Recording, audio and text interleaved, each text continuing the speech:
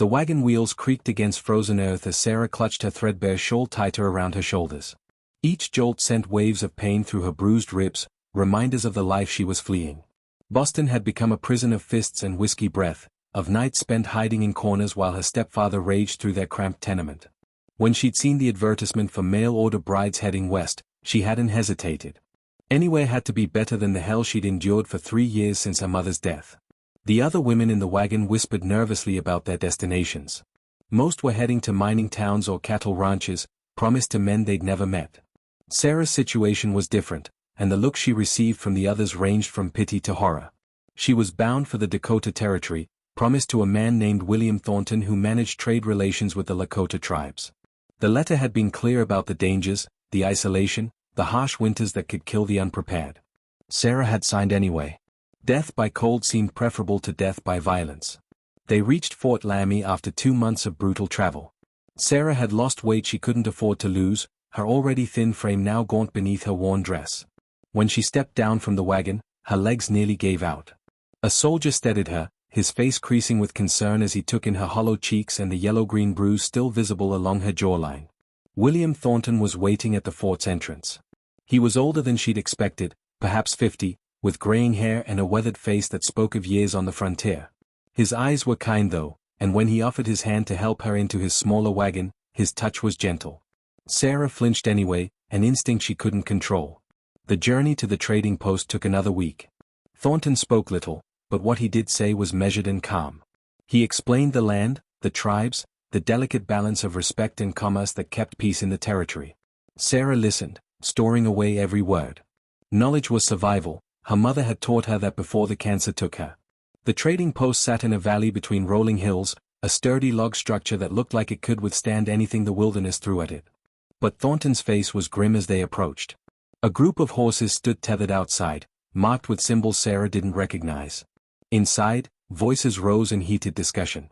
Thornton's hand went to the rifle beneath the wagon seat. "Stay here," he commanded, but there was fear in his eyes that made Sarah's stomach clench. She watched him enter the post, heard the voices grow louder, angrier. Then came the sound she'd hoped never to hear again, a fist meeting flesh, the thud of a body hitting the floor. Sarah didn't think. She grabbed the rifle and ran inside. The scene before her was chaos. 3 white men stood over Thornton's fallen form, while 4 Lakota warriors held their ground near the counter, hands on their weapons. The tension was a living thing, ready to explode into violence at any moment. "Stop." Sarah's voice cut through the noise. Every eye turned to her. She raised the rifle, though her hands shook so badly she could barely hold it. "Just stop." One of the white men laughed, a cruel sound that made her skin crawl. "Look boys, Thornton's new squaw has some fight in her." He took a step toward her, and Sarah's finger tightened on the trigger. A single word rang out, sharp and commanding. The Lakota warrior who spoke stood taller than the others, his bearing marking him as someone of importance. His eyes locked with Sarah's, and she saw something there she hadn't expected, understanding. He spoke again in his language, gesturing to his companions. They lowered their weapons but didn't leave. The white men weren't finished. Their leader, a brute with a scar across his cheek, spat on the floor. "These savages got no business here. This is white man's territory now." The tall warrior's jaw tightened, but he didn't respond to the provocation. Instead, he looked at Sarah again, then at Thornton who was struggling to his feet, blood streaming from his nose. The warrior spoke in careful English. "This man," he pointed to Thornton, "keeps his word. These men," he gestured to the brutes, "steal from my people. We came for justice." Sarah lowered the rifle slightly. Something in the warrior's voice rang true. The standoff stretched into painful seconds. Sarah's arms ached from holding the rifle, but she didn't dare lower it completely. The white men were drunk, she could smell it from across the room, and drunk men were unpredictable. Her stepfather had taught her that lesson too many times. Thornton wiped blood from his face and stood shakily. "Chief Dakota speaks the truth," he said, his voice thick from his split lip. "These men have been stealing furs marked for Lakota trade. I've been tracking the theft for weeks." The scarred man snarled. "You take a savage's word over your own kind? You're a traitor, Thornton. You and your new whore both." The insult barely registered. Sarah had been called worse. But she saw the tall warrior, Chief Dakota, stiffen at the words. His hand moved to the knife at his belt, and Sarah knew with sudden clarity that if violence erupted here, everyone might die. The fort was 2 days away. There would be no help, no witnesses except the wind. She did something that surprised everyone, including herself. She walked forward, placed the rifle on the counter, and looked directly at the scarred man. "I just spent 2 months crossing this country," she said quietly. "I've seen what happens when men let pride and hate guide their actions. I've seen the graves of families destroyed by it. If you're stealing, you're the problem here, not them." The man's face purpled with rage. He raised his fist, and Sarah braced for the blow she knew was coming. It never landed. Chief Lakota moved with a speed that seemed impossible for someone his size, catching the man's wrist in an iron grip. "You do not strike women," he said, his English heavily accented but clear. "This is beneath even you." For a moment, the entire room held its breath. The other white men reached for their weapons, and the Lakota warriors moved to flank their chief. Sarah saw her death approaching and felt a strange calm settle over her. At least she'd tried to do something right before the end. Thornton's voice cut through the tension. "Enough." He stepped between the groups, swaying slightly but determined. "Haka, you and your boys can leave now, or I'll ride to Fort Laramie myself and bring back the marshal. I've got records of every fur that's gone missing, and witnesses who've seen you selling them in Deadwood." Haka jerked his arm free from Lakota's grip, his face twisted with fury. "This isn't over, Thornton. The Lakota are done in this territory. One way or another, they're going to be pushed onto reservations or into graves. You're choosing the losing side." He stormed out, his companions following. The sound of horses galloping away filled the sudden silence. Sarah's legs finally gave out, and she sank to the floor, her whole body shaking with delayed shock. Warm hands steadied her. She looked up to find Chief Lakota kneeling beside her, his dark eyes studying her face. Up close, she could see he was younger than she'd first thought, perhaps 30, with strong features and long black hair adorned with feathers and beads. There was a scar along his cheekbone, white against his bronze skin. "You are brave," he said softly. "Foolish, but brave." Sarah let out a weak laugh. "I've been called worse today." Something shifted in his expression, a flicker of what might have been anger or sorrow. Words like those have no place in describing any person. He stood and extended his hand. "Can you rise?" She took his hand, surprised by the gentleness of his grip as he helped her up. Thornton was already pouring water to clean his face, gesturing for his Lakota visitors to sit. The warriors relaxed slightly, though they remained alert. Over the next hour, Sarah listened as Thornton and Lakota discussed the theft problem. It was worse than she'd realized. Haka and his gang had been systematically stealing from Lakota hunting grounds and trading posts, then selling the goods in mining towns where no one asked questions. The thefts had brought the tribes to the edge of breaking their treaty with the fort. "If we cannot feed our people this winter," Lakota explained, "we must hunt in treaty lands or starve. If we hunt in treaty lands, the soldiers will come.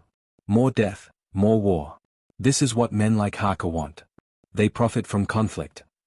Sarah felt something unfamiliar stirring in her chest, righteous anger.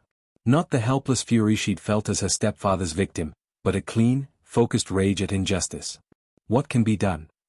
Lakota looked at her with surprise. "You wish to help?" "I wish to do something useful," she corrected.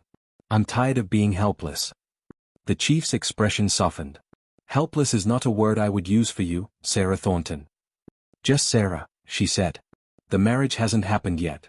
Might not happen at all, depending on what Mr. Thornton thinks after today." Thornton snorted from where he sat, pressing a cloth to his still bleeding nose. "Girl, you walked into a powder keg and somehow didn't blow us all up. I'd say you're exactly the kind of woman who can survive out here." The days following the confrontation brought changes Sarah hadn't anticipated. Thornton, impressed by her courage and quick thinking, suggested she help manage the trading post's records. He'd been struggling alone for years, and the bookkeeping had suffered. Sarah discovered she had a talent for numbers and organization, skills she'd developed managing her mother's small seamstress business before her death. More surprisingly, Chief Lakota returned regularly. He came alone usually, in the early mornings when mist still clung to the valley. He and Thornton would discuss trade matters, but increasingly, Lakota would linger after business concluded. He seemed curious about Sarah, asking questions about Boston, about her journey west, about the book she read when she thought no one was watching. Sarah was cautious at first. Men's interest had never led anywhere good in her experience. But Lakota was different. He listened when she spoke, never interrupting or dismissing her words. When she mentioned missing music, he brought a flute carved from cedar and played melodies that made her heart ache with their beauty.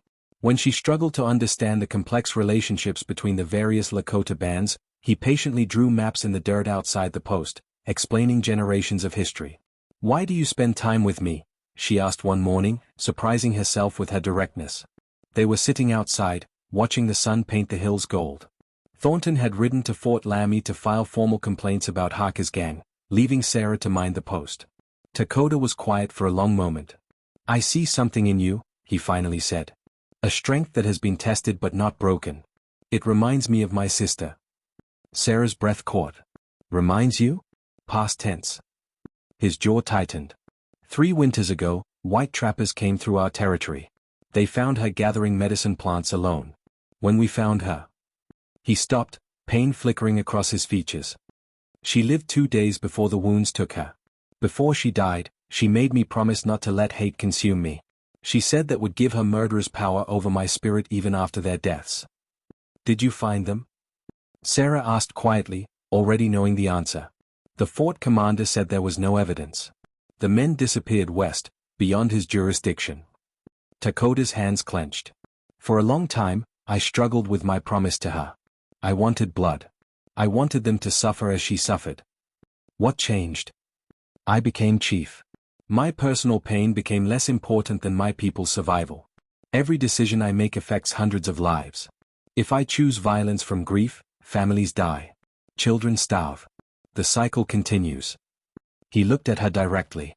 "When I saw you stand against Harker, willing to risk yourself for strangers, I thought of her. She would have done the same." Sarah felt tears prick her eyes. "I'm sorry for your loss." "And I for yours," he replied. "Thornton told me of your mother, and the man who hurt you after." Shame heated Sarah's face. "He shouldn't have." "Do not feel shame for surviving," Dakota interrupted firmly. "The shame belongs to those who harm the helpless, not to those who endure." He paused, seeming to wrestle with something. "My people have a saying, Mitikuyo Yasin. It means all my relations. It reminds us that we are connected to everything, the land, the animals, each other. Even strangers who show courage." Before Sarah could respond, the thunder of hoofbeats shattered the peaceful morning. A Lakota rider appeared over the ridge, his horse lathered with sweat. He shouted something urgent in their language. Dakota was on his feet instantly, his face hardening into the expression of a war chief. "What's wrong?" Sarah demanded. "Harker and more men ride toward my village. 20, maybe more. They are armed for fighting." Dakota's eyes blazed. "They go to provoke war while the fort commander is away. If my warriors defend our families, the army will call it an attack. They will have their excuse to break the treaty." Sarah's mind raced. "How far is your village?" 2 hours hard ride. "Can you get there first?" "Yes, but what good does that do? If I order my warriors not to defend themselves, our women and children die. If we fight, the army comes. Both paths lead to death." An idea formed, desperate and dangerous. What if there was a witness? Someone white who could testify that Harker attacked first, that your people were defending their homes? Dakota stared at her. "Sarah, no. Too dangerous. Do you have a better option?" She was already moving toward the horses. "Thornton keeps a sorrel mare that's fast. I can ride." "You will be killed." "Maybe," she agreed, swinging herself into the saddle with more confidence than she felt. "Or maybe I'll finally be useful for something besides being afraid." For a heartbeat, Dakota looked torn between admiration and horror. Then his expression hardened with decision. He mounted his own horse and reached down, offering his hand. "You ride with me. Faster." Sarah hesitated only a second before accepting. Dakota pulled her up behind him, and she wrapped her arms around his waist as he kicked the horse into a gallop. The world became a blur of speed and thunder, the powerful animal eating up the distance with long strides. Sarah pressed her face against Dakota's back, feeling his heart pounding steady and strong. They weren't going to make it in time. Even at this speed, even pushing the horses to their limits, Harker's gang would reach the village first. Sarah could see the tension in Dakota's shoulders, could feel his fear not for himself but for his people. "Whatever happens," she shouted over the wind, "I'll tell the truth." His hand briefly covered hers where she gripped his waist, a silent acknowledgement. Then they were racing faster than she'd ever moved in her life, toward violence and chaos, toward a reckoning that would change everything. Sarah discovered something in that wild ride: she wasn't running away anymore. For the first time since her mother's death, she was running toward something worth fighting for. They crested the final hill and Sarah's heart plummeted. Below, in a valley cradled by gentle slopes, stood the Lakota village.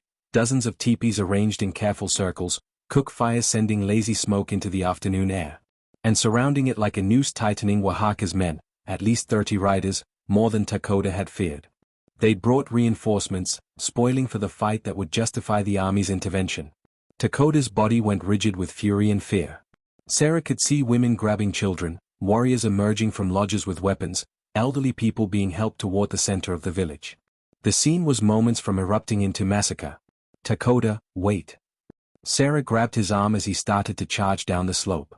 If you attack them from behind, you're the aggressor. That's what they want. Then what? His voice was raw with desperation. I watch my people die. Sarah's mind worked frantically. She'd seen men like Haka her whole life, bullies who craved power over others, who fed on fear and violence. They wanted the Lakota to appear savage, to justify their hatred. But what if there was a way to turn their expectations against them? Give me your knife, she said. Dakota turned to stare at her. What are you? Trust me. Please.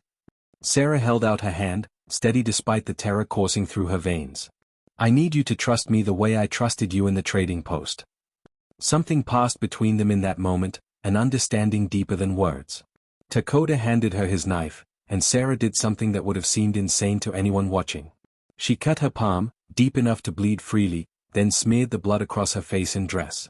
Right down there, she instructed, but slowly. Call out to Haka.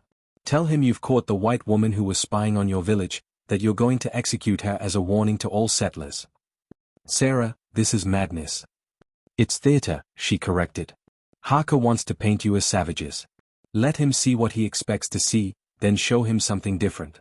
Show everyone watching what honor really looks like. Understanding dawned in Dakota's eyes. It was an enormous risk, asking him to play the villain, to confirm the worst fears of every white person who would hear the story. But it might also be the only way to avoid the slaughter waiting below. Dakota lifted his voice in a tremendous war cry that echoed across the valley. The sound froze everyone, Haka's men, the Lakota villagers, even the horses. Then Dakota rode down the slope at a measured pace, Sarah positioned in front of him, his hand gripping her shoulder while she made herself sag in the saddle, looking defeated and terrified. Haka and his men turned as one. Sarah saw the confusion on their faces, then the calculating gleam in Haka's eyes as he saw what appeared to be a captured white woman. Looks like the chief caught himself a prize. Haka called out, his voice carrying across the tension-filled space. That Thornton's new bride, ain't it? Guess she wandered too close to your camps, Chief. Dakota's voice rang out cold and hard, speaking in careful English so everyone understood. This woman came to steal from my people. She saw where we camp, where our children sleep. She would tell the soldiers. For this crime, she must die. Sarah let out a convincing whimper. It wasn't hard, her hand was throbbing, and genuine fear made her voice shake. Haka's men shifted in their saddles, uncertain. This wasn't the script they'd prepared for. They'd come to provoke an attack, not witness an execution. Now hold on, Haka said, but there was triumph underlying his false concern. This was even better than he'd hoped. A white woman killed by Indians would bring the army down on the Lakota with unquestioned force. Maybe we can negotiate for the lady's return. No need for killing. You wish to bargain? Dakota's voice dripped with contempt. What do you offer for this spy's life?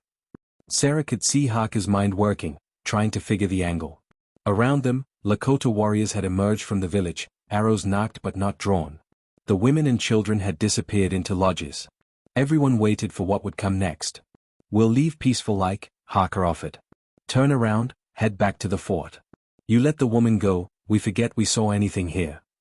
You come armed to my village, threaten my people, and offer me peace. Dakota laughed, a harsh sound. I have a better offer. You and your men dismount. Put your weapons on the ground. Then we will see about mercy. Like hell, one of Haka's men started to protest, but Haka silenced him with a gesture.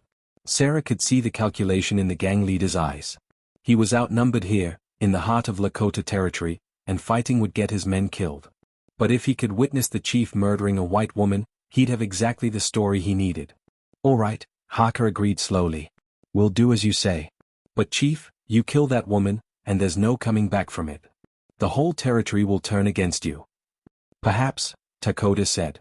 Or perhaps I should ask this woman what mercy she has known from white men before I decide her fate. He dismounted in one fluid motion, then pulled Sarah down roughly, but she felt his hand steady her, felt him whisper so quietly only she could hear, "I trust you." Sarah stood in the center of the circle, blood smeared across her face, 30 hostile guns surrounding her, an entire village holding its breath. This was the moment. Everything depended on what she said next. "I was married to a man in Boston," she began, her voice carrying in the stillness. "He beat me. Every night I lived with him, I wore new bruises. When I tried to leave, he broke my ribs. When I told the law, they said a husband had rights over his wife." She saw some of Harker's men shift uncomfortably. "Good. "I came west as a mail-order bride, hoping for something better. And do you know what I found?" She turned to face Lakota, meeting his eyes. "The first man to show me true respect, true honor, was this Lakota chief. Not my husband. Not the law. Not any white man who swore to civilization and God. Him." The silence that followed Sarah's words was absolute. Even the wind seemed to hold its breath. She watched Harker's face cycle through confusion, anger, and calculation as he tried to regain control of the narrative slipping from his grasp. "The woman's been tortured," Harker finally said, his voice taking on a false sympathy. "Can't trust what she says. These savages have broken her mind." Sarah laughed, and the sound startled everyone. It was bright and genuine, nothing like the broken woman Harker wanted her to be. "Broken? I've never been clearer in my life." She turned to address all the assembled men. "I rode here of my own will. I cut my own hand. I chose to come because I knew what you planned, to provoke a fight, to give the army an excuse to break the treaty and slaughter these people." "Lies," Harker snarled, his hand moving toward his gun despite having agreed to dismount. His men tensed, and Sarah saw Lakota arrows rise in response. "Then explain why you came here armed," Sarah challenged. "Explain why you brought 30 men to a peaceful village. Explain why you've been stealing from Lakota traplines and blaming them for your thefts." Lakota stepped forward, and his voice carried the weight of command. "Hear me now, all who have ears. This woman speaks truth. She came to warn us of your treachery. She could have stayed safe at the trading post, but she chose to risk her life for people she does not know, who do not share her blood or her language." He paused, letting his words sink in. "This is honor. This is courage. And any man here, white or Lakota, who would harm her must go through me first." Something shifted in that moment. Sarah saw it ripple through the crowd, uncertainty among Harker's men, pride among the Lakota warriors, and in Harker himself, the dawning realization that he'd lost. The story he'd wanted to tell was ruined. There would be no massacre today, no martyred white woman to justify army intervention. But cornered animals were most dangerous.